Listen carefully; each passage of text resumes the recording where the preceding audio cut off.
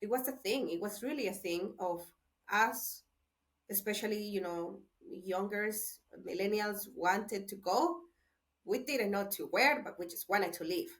And because we didn't feel any hope. And what you said now about hope is true. Only last night we went to downtown with my siblings because my brother works long hours, and he had the day off yesterday because of Thanksgiving. He works at a call center as well, and he was like, I want to go see the new library, maybe because it's late we can get in. It's such a long lines on the new library, so we didn't. But the three of us were like, who would have thought that it would be 10 p.m. and we would be here? I didn't like it. Like I wouldn't go. I never didn't like it at all. And we saw the Starbucks was still open. It was so crowded, so many families with kids, which is another thing. Like the minimum salary here is still pretty low, so people with kids, they only a few can afford to go and actually pay for stuff for the kids to have fun. These are the places that you can go free and just go, and the kids run around. They go on bikes, and there is families, and there was in every single plaza different live music, and in one of them was very Salvadorian music that is cumbias for Christmas, and we all love. And then everybody started like dancing just publicly. And I told to my sister, this is what it is, because it's collective. It's we laugh and we smile because we see other people happy. And then there is just nobody here in this group is angry right now. We are all so good that we can. So yeah, I was very emotional last night. I haven't been in downtown so late lately, and it was nearly 11 p.m. and then just walk back to the parking and just come back home safely. That was not possible, uh, 3 years ago.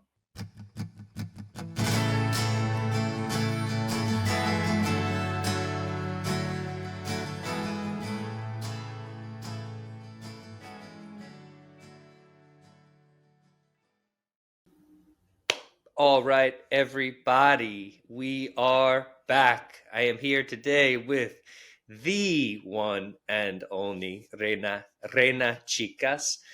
I'm going to give it my best sort of gringo try there. um, I am super excited to have Reyna with us today. She is a champion of a human being, a lovely human being. I've mentioned this a few times, both in my newsletter and I think in my previous interview. I saw her speak for the first time at Adopting Bitcoin about 2 weeks ago. I don't know. Well, I do know what it was now looking back on the talk, but she immediately brought me to tears. She has an absolutely incredible story. And from the moment I saw her speak, I knew that I wanted to have her as a guest on the podcast so that all of you who were not at Adopting Bitcoin could get to know her as well. I'm going to give a bit of an introduction, some background on her, and then I'm going to hand the microphone over to her to introduce herself. So what I know about Reyna is that she was curious to learn about Bitcoin in 2022. So she went to Adopting Bitcoin the year before I was just there, and she learned, obviously learned a bit about Bitcoin. She decided to begin teaching with miprimerbitcoin, which is a program in El Salvador that educates students in public schools in the country about Bitcoin. And she now, I believe, not only teaches there, but sits on the board of directors, if I'm not mistaken. You can correct that if I'm wrong in just a moment. She's from El Salvador. She works and resides there, as I said. And also, as I said, just a wonderful human being. So let me hand the mic over to you. Please fill in any gaps, anything I might have missed there, and let the audience know who you are a bit, if you don't mind. Yes, thank you, Frank. That's very kind, and thank you for having me. Yeah, we had only maybe like a short conversation after we were so busy, but thank you for reaching out as well. Yeah. This is actually my second podcast only. The one that I talked Oh, in okay. the at the talking adopting, that was the first time I was ever invited, and it was very interesting. I was way more nervous, but I think it's also the fact that we got to chat a little bit. So Mm-hmm. yes, I'm Reyna. I was born and raised in El Salvador. I'm living here now. I went to Guatemala for 5 months, and then I'm Mm. back. Yes, I work with miprimerbitcoin. As you know, that we are a nonprofit based in El Salvador, that we want to basically accelerate Bitcoin adoption through education.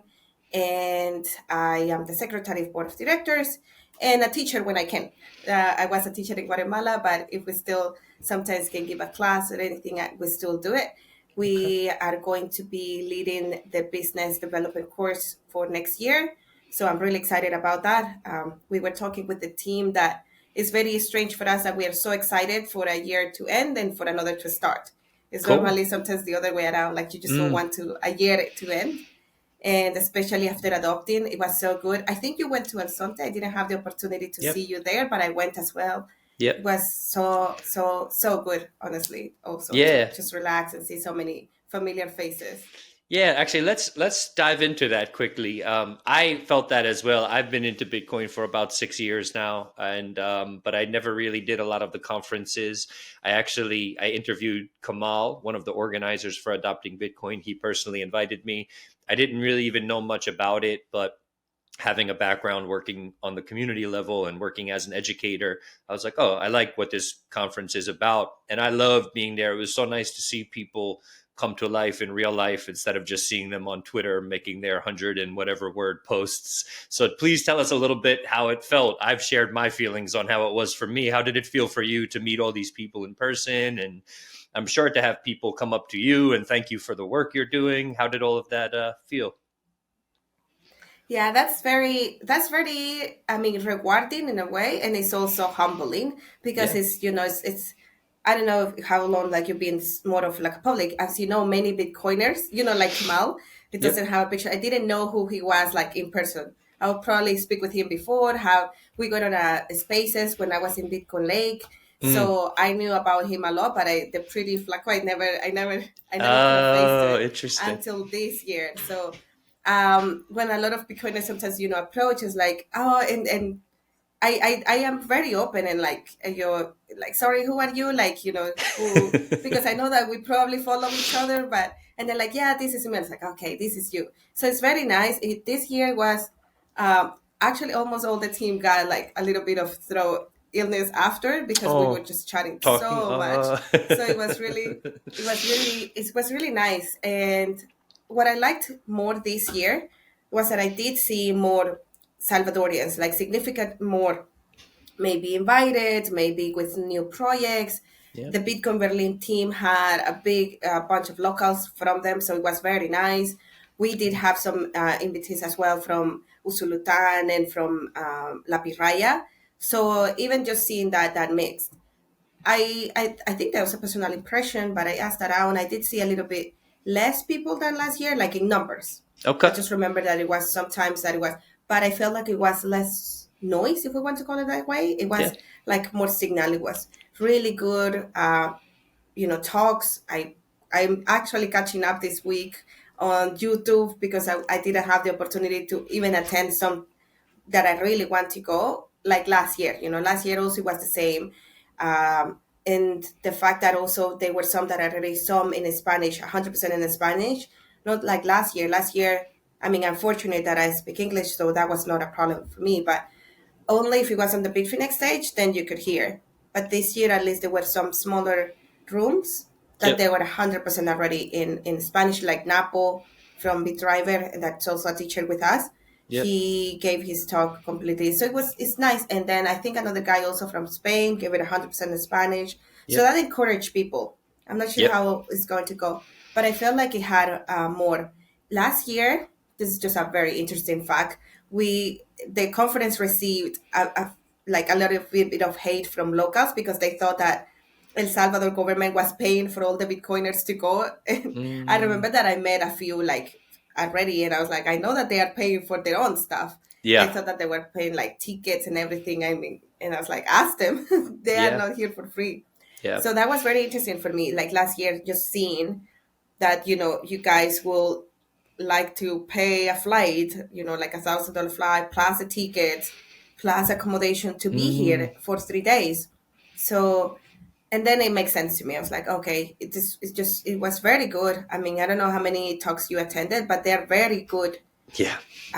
people, like very knowledgeable, very smart people. That was so I was very nervous at the opening because I know that it's very smart people. So I'm like, this is just very, so it's You're very nice. you're one of those very smart people, but more than that, I think it even says it in your Twitter profile or your X profile, something like be kind. You're also a very kind person, which I think we can use a little bit more of in the Bitcoin space, which sometimes there tends to be a little bit of bickering on Twitter. So you're both smart and kind, so it was a perfect, you were the perfect person to lead the conference off. I'm actually curious to go back a little bit further. One, I think that impression you had of like, wow, all these people spent their own money to come down here to El Salvador to talk. I had that same feeling.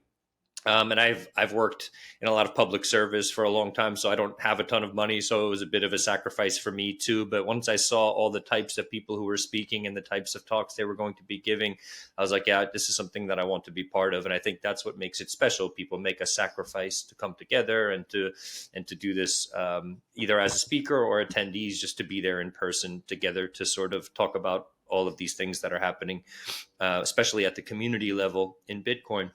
But I'm curious as to not only your experience in 2022 as an attendee, but why you even wanted to be an attendee in 2022. What got your attention about Bitcoin to inspire you to attend the conference last year? Yeah, that's a really good question. I think, I mean, I knew about Bitcoin on my own end of 2020, and it was because of my brother. He's a little bit, always been a little bit of more a geek, so he's more into like new technologies and stuff. So I've learned a lot from him. And what we did was more for, just to make more dollars. I never was into altcoins, Okay. thank God. So I've never been, I've heard about it, but I think maybe this is a woman thing. Sometimes we're a little bit more responsible with money. What? So I remember just seeing, so just seeing the prices, I was like, maybe we should just, stick with this Bitcoin thing because it seems that it somehow has more value, although it was more expensive and you make less.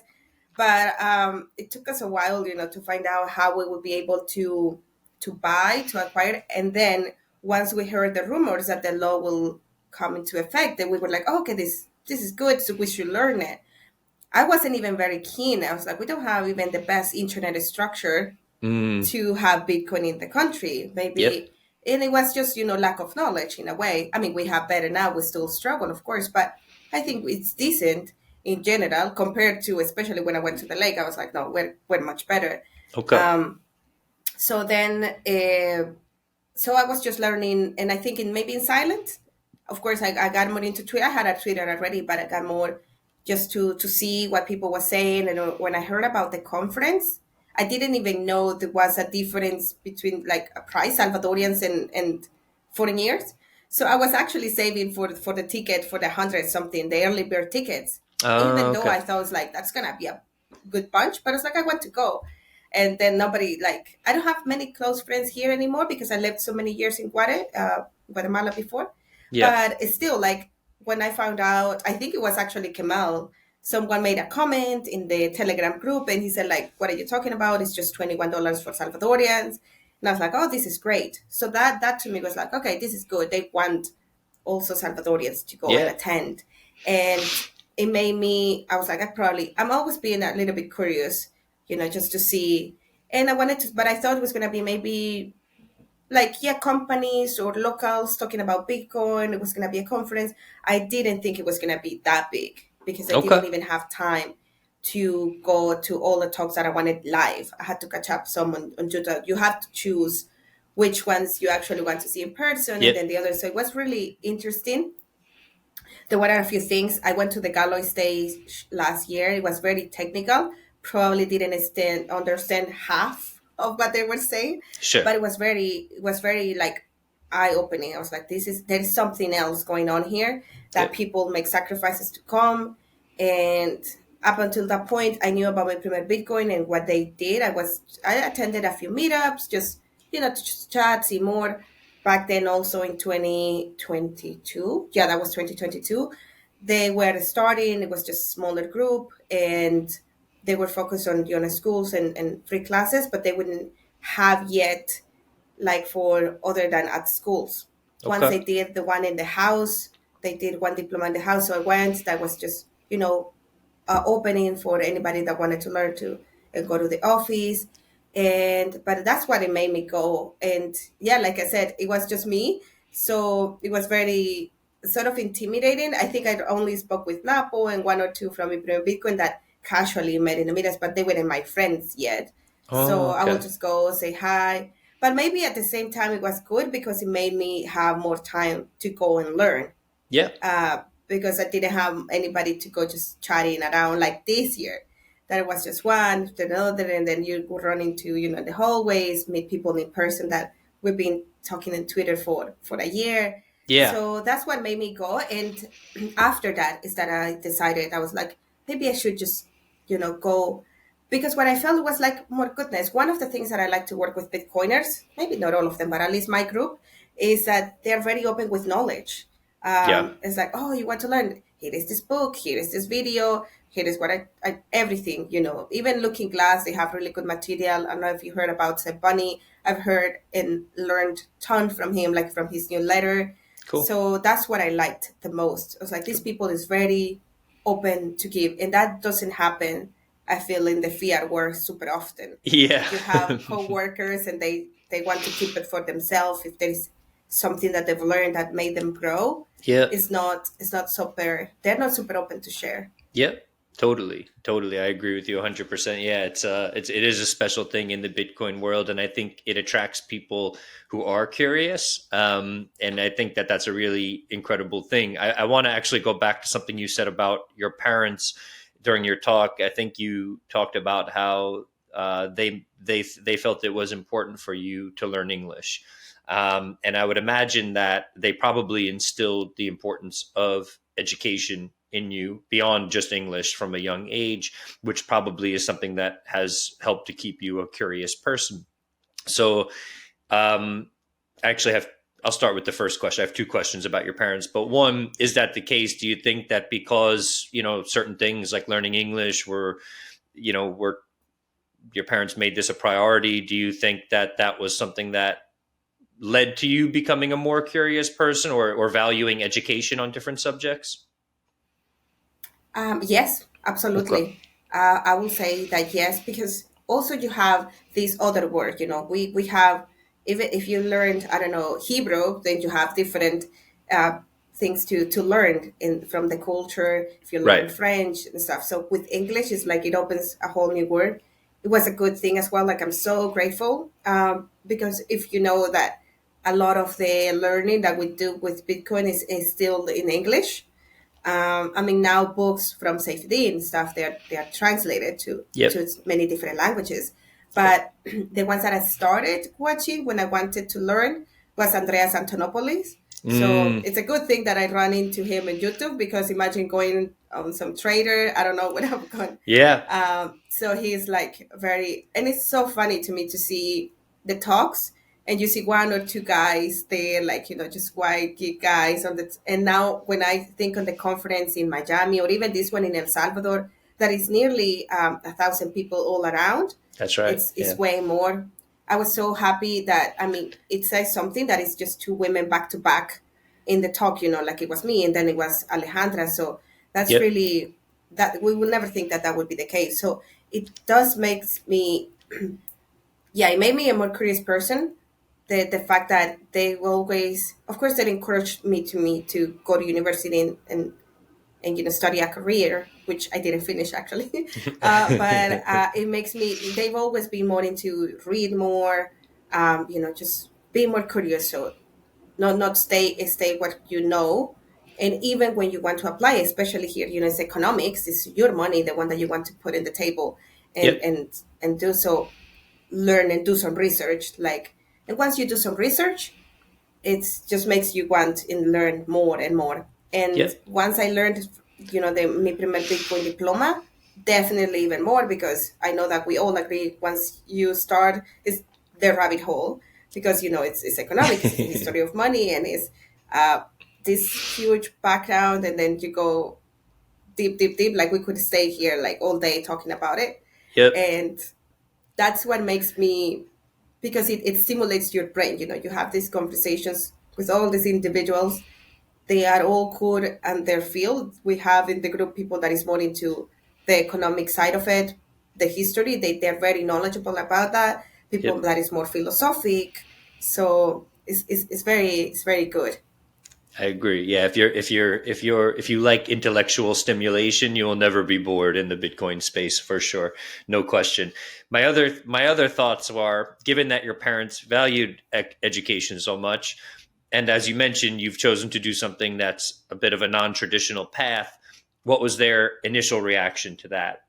Were they like, "Why are you interested in this magic internet money? Just go get a job." And and then did their reaction, how and when did their reaction change? I know that you touched on this a little bit in your talk, but I want sort of the audience listening to this to sort of understand that process as well.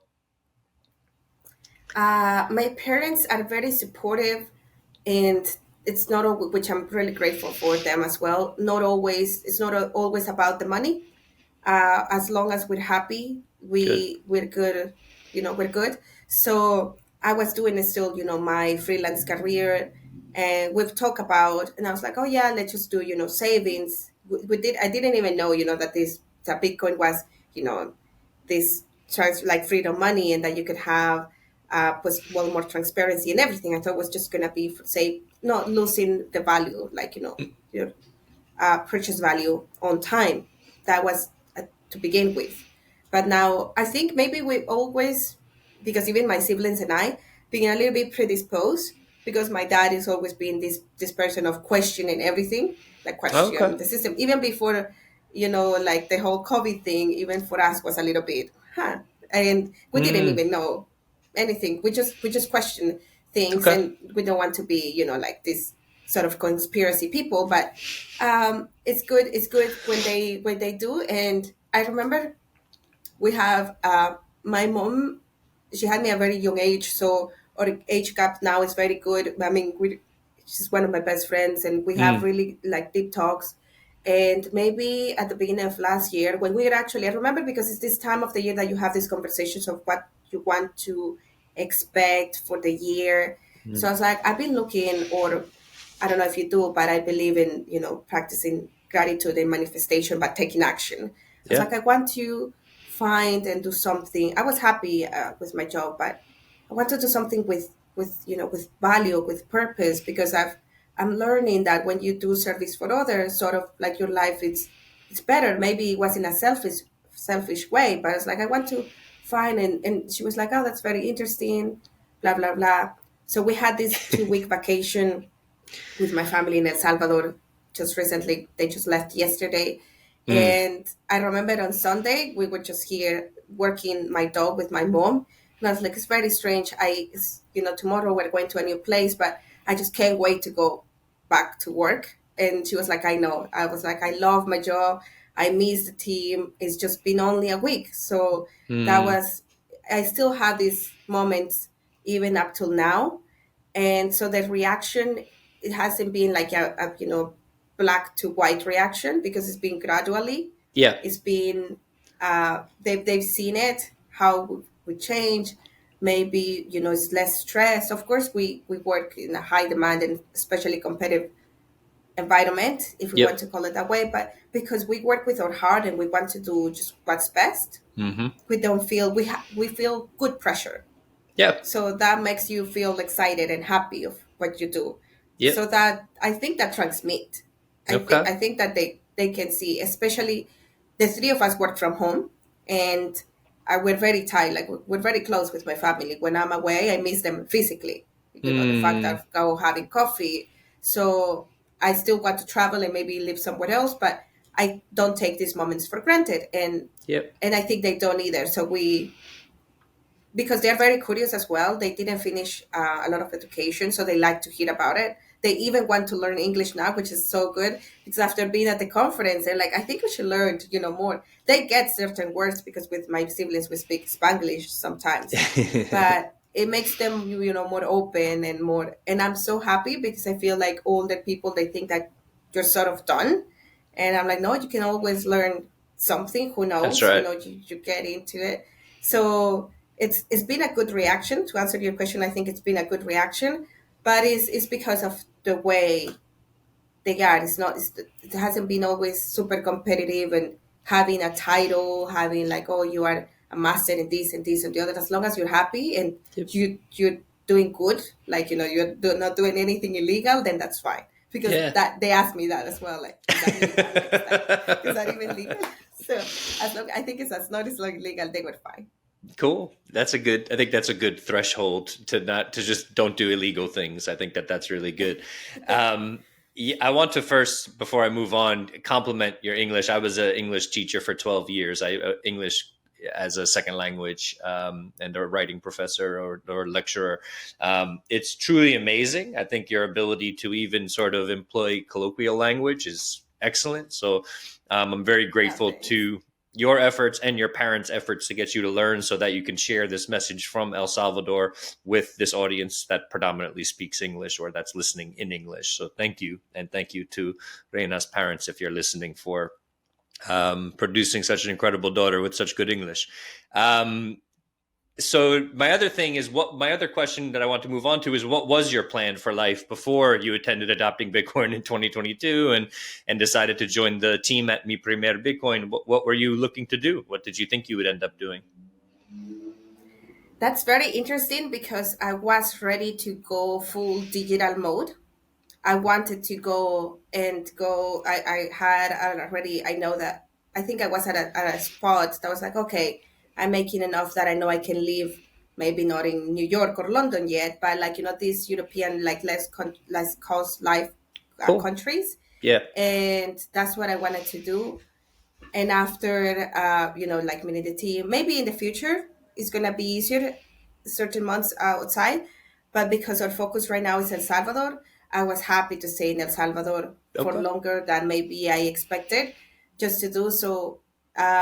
So I was working already as a project manager for actually Spanish school, like online Spanish school, Oh, okay. that a friend opened it when I was in Guatemala, and then COVID hit, so the online picked up, and then they closed the physical school, and then now it's still just an, so it's people like you that want to learn Spanish online, and they so actually my sister took a little bit of that work from me, and then I was working with a girl that her focus was in helping women get more skills to work online, which is Cool. also why I loved it. She will sell online courses. She was sort of an influencer, but also like online course creator. Okay. So has a large audience already, and she's from Guatemala actually, but she lives in Finland. So Latin America, and her focus was Spanish speaking women, which is even harder to get. It's tricky because we wanted to focus more on, it's fine if you just speak Spanish, but the deeper we realize is like, yes, but if you speak English, you definitely get more opportunities. We are Mm, not saying that there aren't, they're just a little bit more limited. yep. Because in Latin America, although remote work is much bigger now, in Mexico and Colombia and all these countries, you can work from home, but not from anywhere Got it. like it is in English, as long as Got it. you are doing what you're doing. So that was my two focus. And I remember I was doing something else, but I can't remember. I was a virtual assistant for a while as well, and Okay. I really enjoyed it. It's very interesting to me how life takes you out of the famous comfort zone. I was always happy to be in the background and just working, say for someone, but loving what I do, and just so they are the faces, right? They're the Yeah. face of everything, and I'm happy to deliver that. And now, to be here, to be at the conference. When I went to Hong Kong, it was very. I'm like, it's funny how that everything that is in you, you just gotta believe it, take some Yeah. action, and if you enjoy it, because I've always liked people that is inspiration for us. So I'm like, if I'm gonna be one tiny bit of inspiration from one Salvadorian woman, then I'm happy. I'm happy to deliver that part and not stay shy just because you are uncomfortable with it. Yeah. So that was what I was gonna do. I think that was probably, I don't know if I would be here or somewhere else, but that was my short sort of short middle uh, time that like timeline that I thought it was gonna be maybe for the next 2, 3, 4 years. Okay. that I could do that. And I've always loved more freedom. Maybe that's why I also love Bitcoin, because I've always loved freedom. I was never to me. I worked in offices and for a few years, but I was like, it's just, it feels that there is so much more out there. Yeah, So yeah. yeah. I understand that for sure. I'm the same way. So it seems like you were developing the skills that you now put to work for Mi Primer Bitcoin, between being a teacher, helping these women, being a virtual assistant. These are all skills you would need to do the work that you do now. So this transition, I imagine, was it pretty smooth? What was the learning curve like? Did you have something that you really needed to work on as you took on this new position? Mm, yes, I think there is still sometimes, but it's more about team management in a Okay. way, like just say dealing with more people on a team. Because Yeah. I've always worked on my own, like it was me and the owner and the person and the CEO, whatever, like whoever I Yep. work with, it was more a direct. And there's maybe one or two more people in the team. And because what we're doing is it's something that has never been done before. We want to work, super like decentralized, open source. We vote for everything, Yep. and in the fiat world, there is always this hierarchy. Like there's Hierarchy. always, Yep. yeah. Yep. So for me, for your brain, like for my brain, is still tricky sometimes. I'm doing definitely more reading, which is good because you have all these books that you want to basically become a better person. So to serve better, but that's maybe the part that is being more, let's say, challenging. Okay. But it's not in a bad way. Yep. It's like, oh, I didn't know that this existed. Yep. So that part, yeah, definitely, because we want to involve everybody. We all have our opinions. Yep. So that part, then definitely dealing, with people in the government and stuff. So be a little bit more diplomatic. That's also something that you sort of gotta develop. Yep. I think it's more about people skills um, than anything that you can learn. Like a language or Yeah. coding or whatever. It's more about the relationships with more and new people, different backgrounds. Only us at the board is four different people, four different nationalities, backgrounds, and everything. So that makes you just it's this cultural shock that sometimes happens. And then also with the Salvadorians here, there's from the east, some are from the city. We've also developed differently sometimes. So maybe that's only the part that sometimes it feels smooth, and then sometimes we hit a little bit of a, not a big wall but a small wall. So we're like, okay, how can we learn from this? And we Okay. do it, which is amazing, because Yeah. I don't think we have like big bad arguments, like bad fights or anything. No, we just sit down and we're like, okay, whatever everybody, like every party comes from, Yep. and then we try to get up to an understand them. That's great. That's really great to hear. It seems like a very I don't want to use the word progressive, but a very sort of, I don't know. The structure seems open, and which is really important if you're trying to, um, I guess, take the principles of Bitcoin and even employ them in the way that the system is governed. Given that you're teaching people about this open technology, you would hope that, and the idea that it's open, you have all these developers that can contribute to Bitcoin itself. So you would hope that the educators, people taking part in the education, could all contribute their thoughts on how to best educate others about it as well. So that's good to hear. The one thing about Mi Primer Bitcoin that I like that they advertise a lot is that it's impartial education. But I have a question about this. You guys, like all of us, we're all like these Bitcoin nerds and we're excited about it. So how is it really possible to be impartial as a teacher in this space? What does that word mean in your opinion when it comes to teaching Bitcoin? I think impartial here for us, it means differently. That's a good question, because probably impartial is a different meaning for everybody. Yeah. If we say impartial in a classroom here full of teachers from the government, then they probably think, okay, they are impartial because they don't have a political opinion. Mm-hmm. That probably it is for them.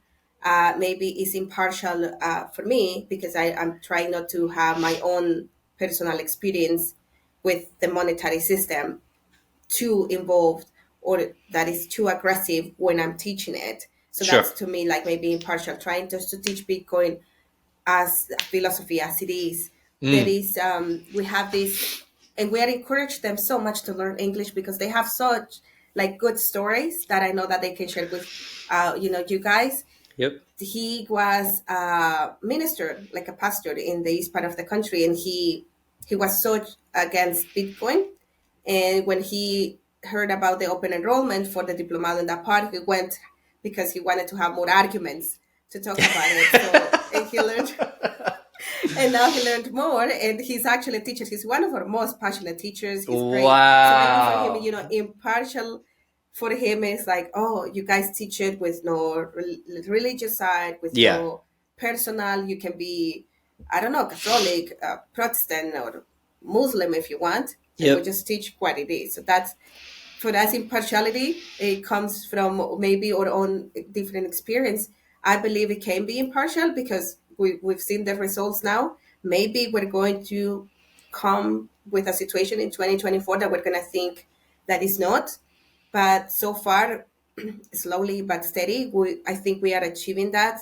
The Yeah. fact that the pilot that we did with the Minister of Education went well tells that we are in a good path as well. Impartial maybe also is sometimes not diverging to just because say we receive a partnership from an XYZ exchange, Right. we want to you know drive people through that or just use a specific wallet just because we're getting funding or helping or from them. Yep. Try to be as impartial, and that's something that we want to live for. Like we preach and we want to do it, and always a step back. We have the people that we have in our board is very special. Even to me, it was really humbling when they asked me if I wanted to be part, because I was like, you guys are the people that I really admire in an intellectual level Yeah. and on a personal level, like spiritually, you're really good people. You're not Mm. just saying, just genuinely good persons. Some Yep. of them like to stay a little bit more in the background, and I respect that. But once you get to know them, you're like, oh yeah, this is great people. So I'm sure, like I'm not worried yet that we are not going to manage to continue that what we're saying. But I don't know, like what do you think that it will be impartial then for you? I do. I do. I mean, I'm very obviously an advocate and a fan of Bitcoin. I also do my best to be critical of it, but I also try to teach people when I think of impartial. So I just did a talk at, or a few weeks ago, a talk at Bitcoin Dada, which if you're not familiar, that's an organization that, educates African women, predominantly Kenyan, but some Ugandan and Rwandan women. And I had such a good time. They were so much fun. But, I tried to say, not be a cheerleader, say, like, look, Bitcoin is a cool thing. It can empower you, but it's also, there's responsibility that comes with it. And you're going to have to keep learning as you do this. So I think when I think of impartial, it's not just saying Bitcoin is going to set you free. It's saying, look, there's some responsibility that comes with holding on to this sort of money. If this is something that feels appealing to you, then there's going to be work that needs to be done. It's one thing to speculate on Bitcoin's price and to buy it and leave it on an exchange. It's another thing to actually custody it, hold it, use it, all of these things. And I think that people, their nervous systems have to get used to that. They have to actually emotionally adjust to what that means. And I think that's not often talked about. So when I think of impartial, I think it's totally okay to be excited, but it's also important to sort of describe some of the non-romantic sides of Bitcoin, right? The non, like, we're all going to be free forever and freedom money, right? Yeah. So I think impartiality, you can be excited, but you need to also be realistic about what custodying Bitcoin means, what the dangers are. And when I teach people, I always say, Bitcoin will be better served by you if you're not just a cheerleader but a skeptic. You should always be thinking about what could go wrong with Bitcoin and how you could do more to be a part of the network, to teach people better practices. I just started going to BitDevs meetings, the actual developers who work on the base chain.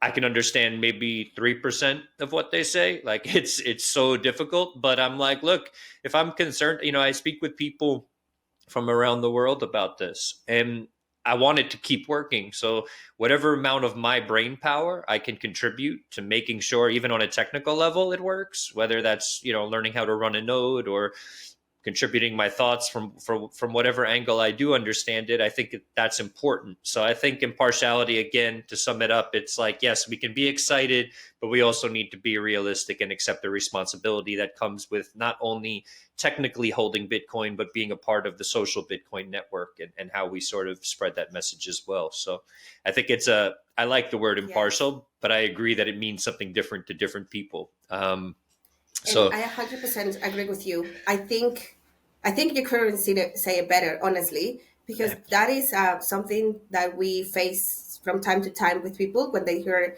oh, there's a diplomat in Bitcoin, because they think that we're just gonna make them billionaire next, right. next year. So we're like, oh no, sorry, like this is financial education. This and this, what we see, these 10 chapters from this and this. I did I don't know, experience that a lot in Yeah. Guatemala. And Okay. when I say a lot, because I didn't have a lot of students, but it was in a large amount, percentage, like, I don't know, 50, 60% of people at the beginning thought that it was going to be just something to invest or to make you rich or to double your money for. So that's why, I mean, it's not that we want to scare them, of course, but we Right. try our best to, but this is good. Like, it's probably not what you were expecting, but believe me, yes, learn something, and then if you don't like it, or if you don't want to apply it, or if you don't want to use Bitcoin at all, that's Yep. fine. Yep. Just get the knowledge. Even here in El Salvador, we're like, we have it as a legal currency. Just get the knowledge. So whoever tells you that Bitcoin is this and this and this, you can agree or disagree. And Yes. people with sometimes is happy with that, because it's honestly, like, if we come very open and honest up front, they're like, okay, they respect you more anyway, because you are not making all these assumptions and lies, like you said, is this freedom and come, Yeah. like, it's the best thing in the world. It is from some of us, but I agree completely with you. This is not, I think this is not something that 100% of the Bitcoiners will agree. There are very, like, these maxis that they don't like to not think that Bitcoin is perfect. And I think that it's good to always have that in your mind, what can go wrong, Yeah. because we live in a system that we don't know what they were going to be able to control or not, and to go all negative paths. But it's good to question, and we keep saying all the time, don't trust, verify. Even Yep. with us, don't trust us. Go home, do your research, Yep. look a little bit more what other people say. If you have more questions, bring them, and we're gonna try to respond to the best of all our abilities, or ask for help if we Yep. don't. Yeah. That's also important too. It's another thing is that everybody has different levels of knowledge of Bitcoin. Everybody thinks about it differently. And I think acknowledging that as well, telling people it's okay. And also, yes, come back to us, use us as a resource. We'll do the best we can, because again, this is a very broad and difficult thing to understand. So I think that the people like yourself who are on the front lines trying to explain it to people, it is very, very, very, very difficult. And I think it's, as long as we accept that and also draw upon the resources that we have to try to explain it better the next time we approach it, then that's great. But it takes a long, long, long time. There's very few Andreas Antonopoulos is out there. There are very, very few. He's and he was someone that Yeah. was, I think he was using the internet in 1989 or 1991. So this is someone who has a very, a lot of experience with technology and stuff like that. There's very few of us that have that level of experience and background knowledge in computer systems and everything else. So I think it's important that we sort of take it slow, do the best we can. But that more importantly, I think if you can explain to people that Bitcoin should be a catalyst, which means it should be something that motivates you to learn more, not just about Bitcoin, but about the systems that it's challenging. So even if you disagree with Bitcoin as a solution, it might make you realize what some of the issues that we're facing are. So you could decide, well, I don't want to use Bitcoin, but I actually do agree that these issues these Bitcoin people are talking about are really important and we should acknowledge them. My thoughts are you'll probably come back to Bitcoin and accept it if you think about those issues, but that's not, you don't have to. You really don't have to. So it's, I think that the impartial approach is the right approach to summarize it. And on the note of what you just said, I think that what I saw in El Salvador and I wrote about it is a lot of skeptical people not everyone in El Salvador accepts Bitcoin. I don't mean to make anyone sad by saying that, but that's the reality. But before I move on to the next question, I wanted to say that the people who do seem to not only appreciate the technical network and money that Bitcoin is, but the social network that comes with it. So the international alliance with people from around the world who have similar values, I think people really value that. So it's not about focusing on, well, 100% of El Salvador hasn't adopted Bitcoin, so it's a failure. It's about looking at who has chosen to adopt Bitcoin and what the benefits of that have been for those people. But I wanted to ask you more broadly. I've been to many countries in Latin America. I've never felt safer than I did in El Salvador last 2 weeks ago. That's saying a lot. I've also never been to a country, period, in my life. Developed countries, developing, whatever words you want to use, global south, developed, whatever. I don't think any of them are perfect, but I've never been to a country that had as much hope as El Salvador, period. And that includes where I live in here in New York in the United States. Please tell us a little bit about the El Salvador of your childhood versus the El Salvador of now, if you don't mind. Yes, of course. Thank you. Thank you for asking that. It's probably one of my favorite questions all the time, Okay. with the changes, because we've come a long way. Of course, there is a lot of talks about President Bukele and stuff, and he's done his part. I 100% agree with it. And we were like, what you said about hope is so, so true. I think we didn't realize, like, even as here, as we started, to get better, when the violence sort of, say it started ending. We are, well, let's go back. Yes, the Salvador from my, like, younger, before 2020, like, we don't even have to go that long. Mm-hmm. We have our family this week that my cousin, she's my cousin, but she's like a bigger sister to me. They've been together with her husband for 20 years, and this was the first time that he came. He've never wanted to come before. He've never wanted to, Wow. like, we will never let the kids come. I've never met her kids. They're 16 and 8. And I was so happy that I met them this time, because that was just not doable before. It's like, if you want to go, you go. That's your family's country, but I'm not going there. And then Wow. it was valid. We understood completely. We wouldn't go with my brother to certain areas because we were just so scared that we were not gonna get out. My dad will never let us use Uber because it was too dangerous as well for women. Wow. It was like the most basic things that you can think. We could not do it. Like, I mean, yes, of course we could survive. And I'm speaking, I know, from place of a little bit of privilege, that I've never lived in a very, very red zone. But it's still like what I used to know now, but what I was living in 2018, 2019. Even the Pizza Hut wouldn't get there. They would be like, you have to go like around the block where the main entrance is, and then we're gonna go. It was so, for us, maybe for some people, but for us, it was such a special moment when these delivery guys and the motorbikes went in these neighborhoods that they haven't been able to go for over 20 years, Mm. because it was just not accepted. So I remember going to my grandma's, and we could never order delivery food because we wouldn't get it there. Like Pizza Hut, Wendy's, you name it. Nobody will go Mm. there because it was just too dangerous. And Wow. here, probably what it was the worst for us is maybe the impunity. It's just that the fact that it was just so bad, and it was going to continue happening. That's why I think on a personal level, I never liked to speak such bad things about my country, because it was this like when you are in love and blindly, like it was just this blind love because it's your country and you love it and That's it's right. beautiful. And, but we knew that we were bad. So when I had the opportunity to work in Guatemala from 2016 to 2020, was mostly hospitality, and it was at a hostel as well. So a lot of tourists from, especially from Europe and Australia, that didn't maybe hear much, like the ones in America, would Yep. ask me, oh, you're from El Salvador, would you recommend going? And of course I will say yes, but I will be very open with them. Go here, here, and here, and get out. Like, you don't need to go to this neighborhood. It can be dangerous. especially these people that has a lot of tattoos.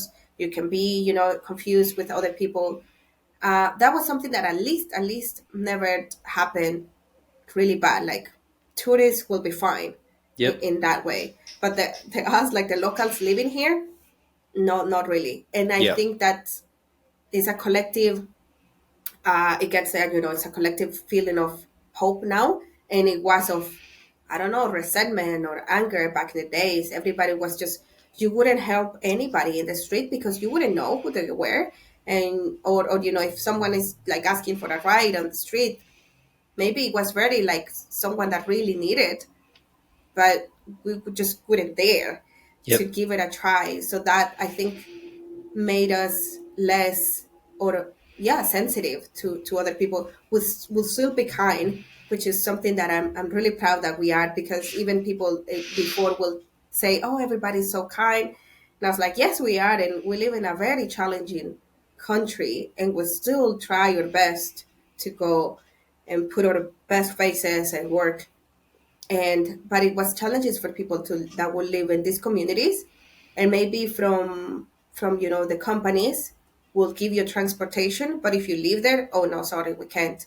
That Yep. limits your opportunities, and that's what made immigration so bad, to go to the states and other countries.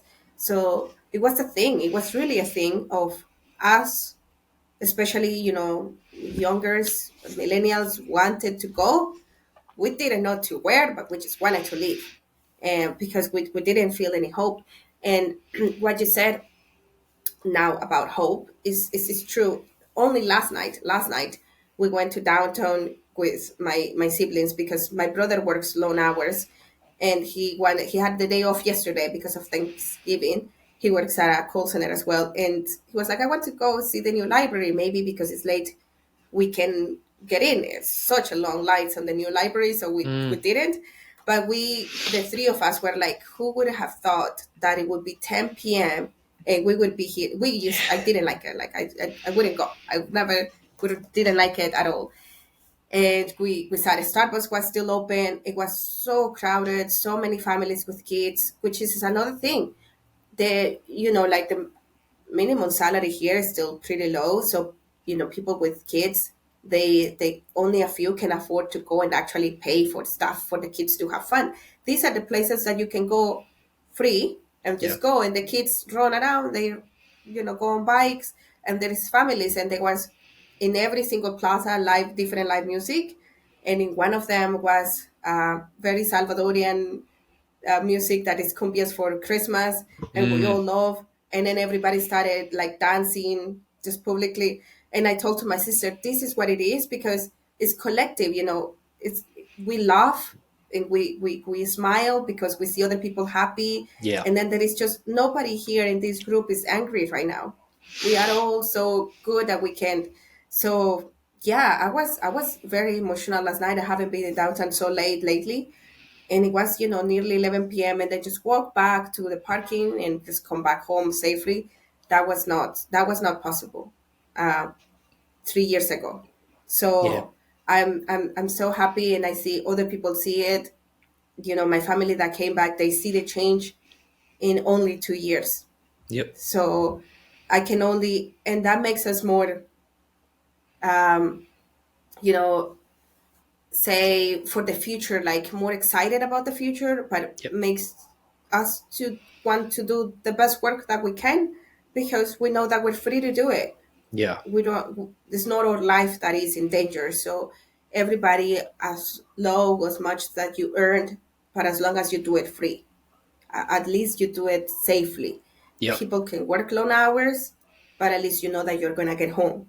So in a way, that's fine, because we all struggle in different stages of our life. I worked as well, like outside in restaurants when I finished high school, but it wasn't as bad as it was as years developed. But say, like I said, probably every Salvadorian that you encounter, maybe it got so bad that there is no way that you don't know anybody that lost someone because of the violence. Wow. We've Jeez. lost family members, we've lost friends. in the community that we used to live, we my friend lost her dad and her brother the same day because of guns, and I can't imagine how would that go. Like just lost your closest family members at the same time, and knowing that there is nothing that is going to happen, like you cannot do anything about it. You were just one more number. Yeah. So I'm so happy that now is a more positive story, and that whatever time you go, not because you're a tourist, you're gonna be fine. Of course, you always have to be a little bit responsible, Yeah, right. not like but there is no, there's just a sense of contentment around everybody more, Yeah. that makes us even, I think, even kinder, because you're like, oh, you need anything, okay, yeah, that's fine, because you trust the other person that you're gonna be fine.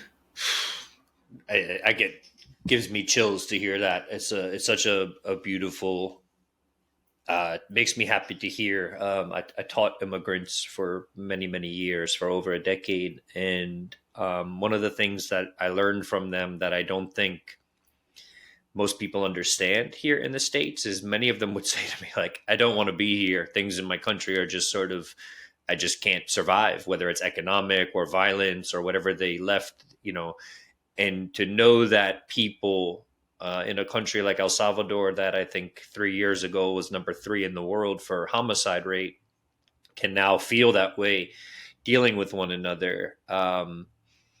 Yeah, I mean, it's incredibly emotional, even as someone who's not Salvadoran, but as someone who has worked with immigrants here for a long time. People's homeland, their towns, all this stuff, it's very important to people. I think most immigrants don't necessarily, I just think most of them don't necessarily want to have to be immigrants. If they immigrated because they want to move to a new place to have a new experience, or maybe to have, better financial opportunities, or any financial opportunity at all, that's a different story. It's much different than being forced to, and especially the dangers that come with immigration, especially for women and children. It's very, very inspiring to see that. And yeah, I'm very glad that I sort of was able to be there, and not only read about it, but to feel it, to see what it looked like. And it's an amazing thing. So anyone listening, if you're looking for a place to go on vacation, if you want to be inspired, El Salvador has a lot to offer. So please keep it in mind. On the topic of traveling, you mentioned in your talk that I actually didn't know you spent some time living in Guatemala. I know you went there to work with the Lago, the Lake Bitcoin team, doing some educational work. And then you also mentioned how you went to Hong Kong. I think you were flown to Hong Kong for a conference. This is one of my favorite stories about Bitcoin. And to give some context, especially in Africa, one of the only ways to leave the continent was often to be involved in religion, sometimes with like maybe academia to get a scholarship and go study in a university. But if you become a priest or a nun, then maybe you get flown to Europe to live at the Vatican for a little while or something. But it's oftentimes very expensive to pay for plane tickets, to pay for, to be able to live abroad. And what I'm seeing now in the Bitcoin space is that it's offering people this ticket out of their country to go and tell people in the Bitcoin space what's happening in their country. And that to me is one of the most underreported stories in Bitcoin. So one, I wanted to hear a little bit about specifically what Hong Kong was like for you, what it was like to fly across the world. And then two, where else do you want to go? Where do you want to go next? So tell whoever's hosting a conference now where you want them to pay for you to go. I know, right? Yes. That was good. Yeah. Let's make a list. Let me get the calendar of all the conferences here. Let's look. I know. That was such an experience. Even when they told me, I couldn't believe it. It was just so unreal, because Cool. for us it was just like here, and then I was at Guate. I was already used to it, but I travel most by land. I don't take a plane for Guatemala. So and we're very similar in anyway. So I've been there for a long time. I think the first time I visited was 2014, 2015. Oh no, actually even earlier, 2010. And then when I was older, and I was making better money, so I would go and spend some days in Antigua, Guatemala. I don't know if you've been. It's a beautiful colonial city, and I loved it. Like yeah. So when I went, I was like, I don't know what I'm gonna do, but I'm gonna live here.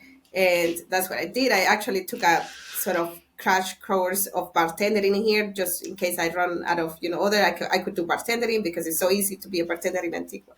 Cool. So when I was it was literally like the last week that I was in Guatemala, and I was coming home the following week, and we received this DM, and on like a lot of some of us thought like, is this even real? Like, because we get a lot of DMs at the Bitcoin Twitter, and maybe it wasn't even, it can be a scam or whatever. It's like we would like to, but it looked real, and they left the email. So John contacted them. John was, yeah, he's born. His son was just born, so he couldn't go. He was like, it's not me, but if anyone wants to go, do you think someone can from the team, who should we send? And just joking, I was just joking. I was like, of course I would like to go to Hong Kong. I mean, who wouldn't? But I thought I needed a visa, so that's why I thought I'd just make a Mm. joke. And then we the board said, okay, 2 3 different people that could go. And of course I wasn't involved, because then it wouldn't be fair. I was like, yeah, you guys decide, and whatever you decide, that's fine. And I think this other person is good. And then we even asked them if it was possible to have two people to go from the team, because we will normally go in pairs. And they said, yes, we can sponsor another person. And we're like, oh, that's good, because it was all the way to Hong Kong. It wasn't even going through the state, because neither Wally or me can travel through the states because of the visa. So we'll Mm. have to go through Europe, which is longer.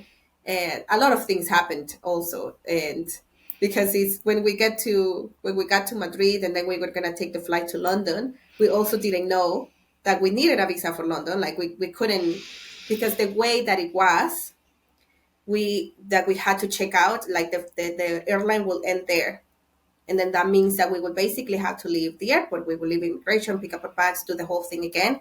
They're like, no, you guys cannot do that. Like El Salvador needs, and we started googling, and I was like, oh my god, yeah, it started last year.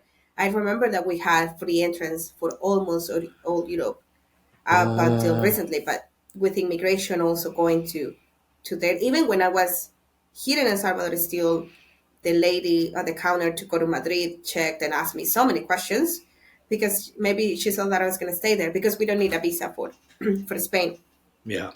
So yeah, they paid for everything, which was also like very generous, and very cool for a 20-minute talk, and they, I mean, I don't know, they're Bitmine, so I know that they don't mind me saying it. So Bitmine is, the largest probably manufacturer. They control like the whole, like the market. Yep. And but besides, the paid part and the travel and the flights, and of course seeing all the other, like the other side of the world, Yep. even there, like the amount of people is personal growth, because you meet so many interesting people. Some were very interesting people, but then like with the, and I mean, because of their way of thinking, there is Yeah. these people that thinks these other altcoins are even better with Bitcoin. And Mm. we wouldn't go there, because it was a mining summit, so it's mining, and it was a lot of everything. But it was very good for some of them to reach out, and they will like see us after, and say, oh, you talk here, so what are you doing? Like a lot of people will still curious, because it's so far, and they're still, a lot of the ones that I met live in Dubai, and so they haven't been yet, not even in Europe yet, or they don't go to a lot of, or probably any Bitcoin conference. They just go to blockchain and everything. Got it. um, and they were very interested on knowing what was happening, the same if it was true. Oh, I've heard that El Salvador is more safe. Is this true? And we're like, yes, it is true. And but I met a more Latins that I thought was gonna be probably just English. I met some Okay. Colombians and from Venezuela, and Brazil, that they have mining farmers here in Latin America, and Mm. they were really, really interested in the program and do something together, or maybe get their employees to work. They didn't even know it yet, and I think up to this point, little by little, miprimerbitcoin is probably the leading in education, Yeah. at least publicly. Yep. So a lot of people have heard about us, at least like the names, rings a bell, but some of them weren't. And we had the book. We didn't have many, but we had the book. and they were like very exciting to see, oh, look at this, like, oh my god. So it gives you a proud moment, like, Yeah, because yeah. we know what it takes, especially as a non-profit, for us to go all the way there.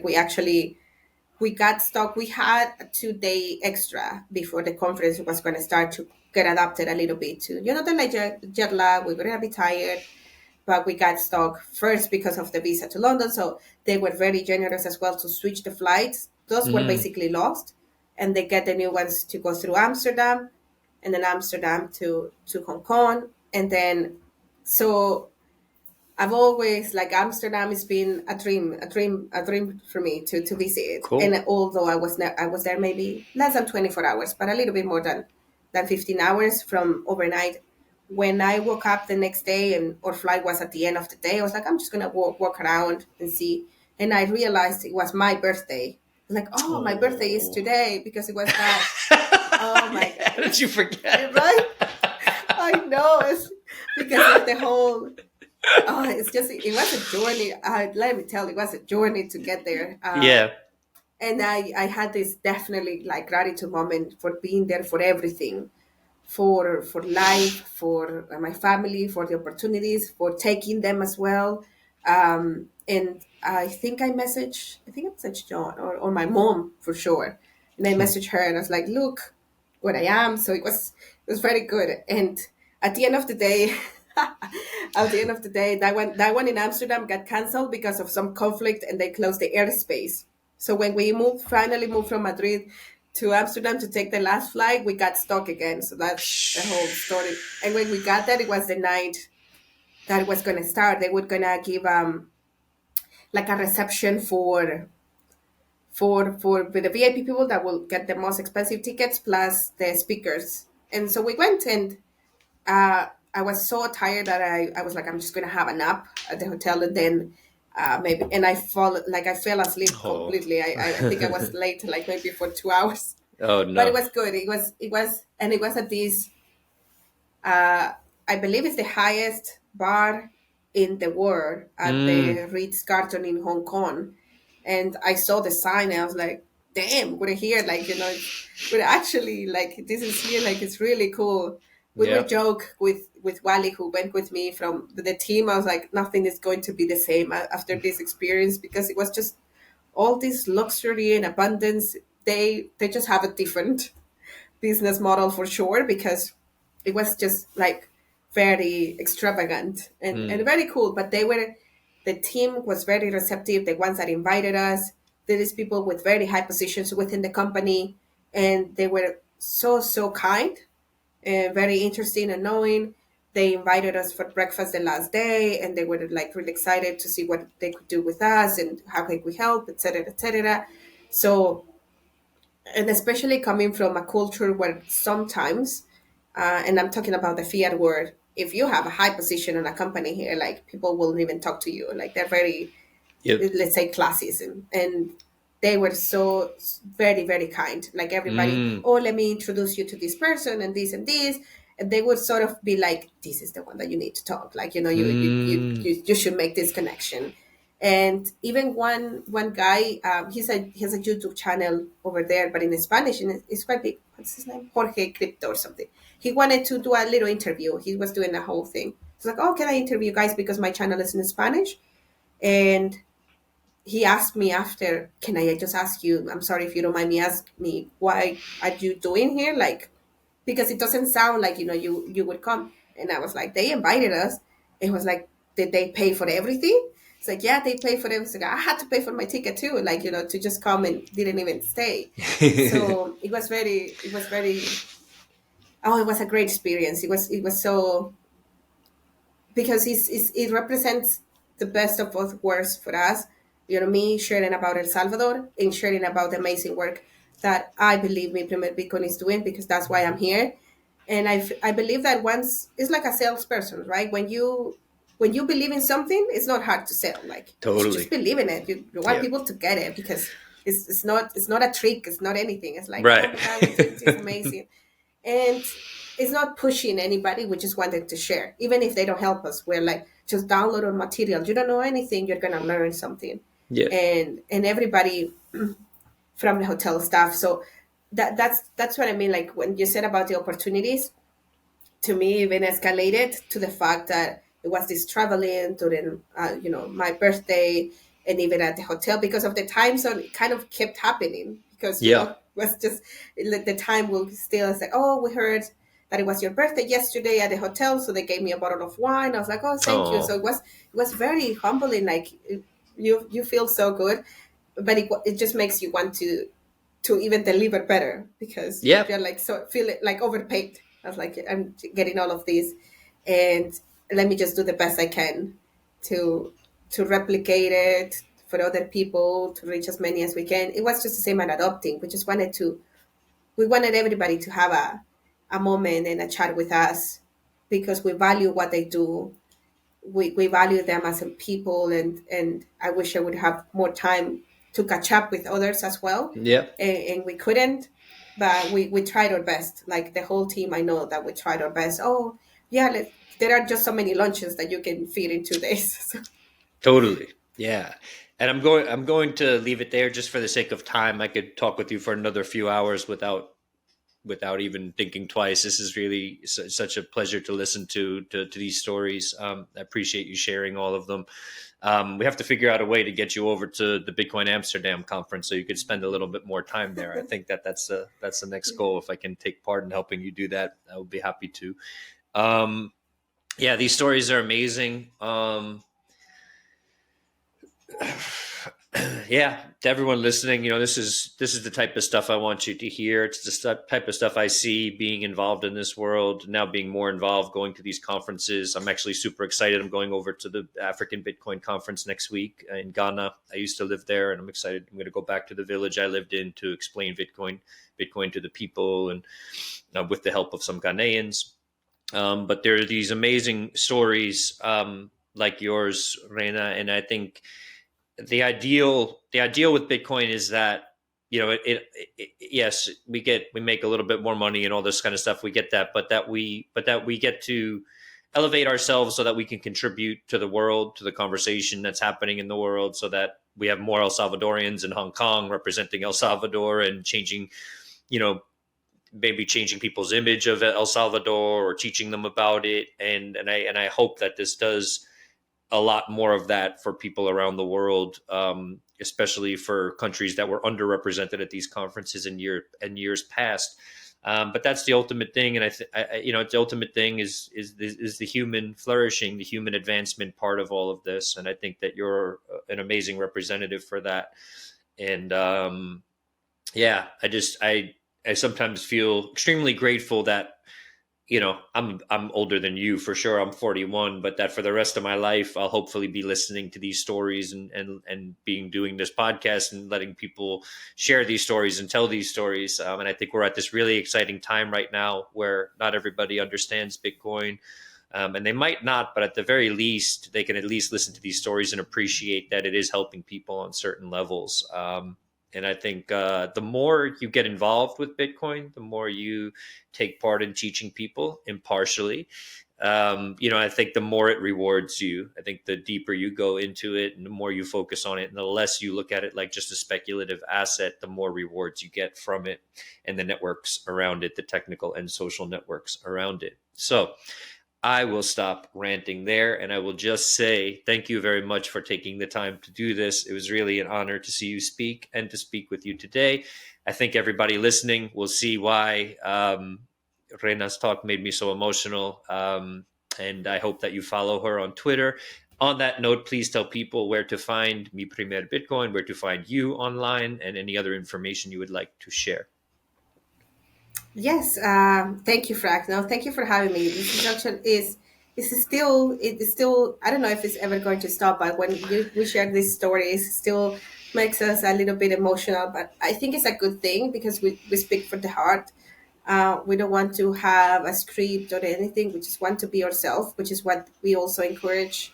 Yep. I 100% agree with you that we're at this exciting time, and that's what gives us this sense of urgency that we want everybody to know and to learn more about Bitcoin, but as a whole, like no, like you said, yeah, we might save a little bit of money in that, but we're just living our day to day. but having a better present. To me, it's Yeah. not all about the future, right? Like, yes, it is, but have a more enriched life on your present that makes Yeah. you excited every day to wake up and to do the work that you do, whatever we do, uh, because it just makes us have this contribution like the one that we're feeling in El Salvador, of feeling hope and happiness, Yeah. even when we are probably at places or living in places that we are not super happy just yet. But maybe we're gonna get there. So yeah, of course, or Twitter. I mean, you can visit our website, miprimerbitcoin, or my first Bitcoin in English is also the same, that IO, and the or Twitter is also uh, my first Bitcoin underscore, or if you look for mi primer Bitcoin in Spanish, it also goes. And well, my Twitter is Reyna Chicas 2. I actually had the 2 because I lost the first account. So Oh, that's why. I was wondering why that So was the that's why case. it's just the 2. I'm really simple. Like I wasn't going to make the biggest. I was like, oh, let's just put 2 in if it's available, and Okay. then I never change it. So Nice. yeah, thank you for having me, Frank. This was a My really, pleasure. really nice conversation. When I met you, even if it was briefly, I was like, this is gonna be a good one. Like we're just gonna chat, Oh, you know. yeah. It doesn't feel like an agenda or anything. So thank you for having me. Yeah, my pleasure. My pleasure. Everybody, please follow Rena online. Check out Mi Primer Bitcoin. I will leave that information she just shared in the show notes as well. And we will leave it there. Again, thank you so much. And we will talk soon. Thank you, everyone, for listening.